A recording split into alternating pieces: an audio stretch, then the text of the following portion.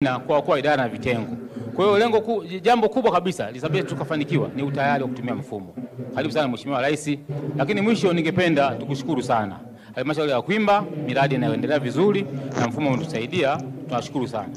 Asante sana. Mheshimiwa Rais, karibu katika banda hili la benki ya NMB.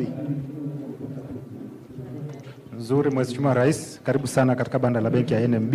Jina langu ni Alfred Shao, ni afisa mkuu wa wateja wakubwa na serikali. Mheshimiwa Rais, benki ya NMB iko hapa leo kwa ajili ya kutoa huduma za kibenki kwa wajumbe wote wa mkutano wa ALAT. Benki ya NMB ni mdau mkubwa sana wa ALAT na tumekuwa tukishirikiana nao zaidi ya miaka 9. Na ndani ya miaka 9 tumekuwa mfadhili mkuu wa mkutano wa ALAT na tumetoa zaidi ya bilioni 1.4. Na leo tukiwa kama mdhamini mkuu wa mkutano huu tunatoa kiasi cha shilingi milioni 170. Mheshimiwa Rais, tunajua kwamba tulikuahidi shule.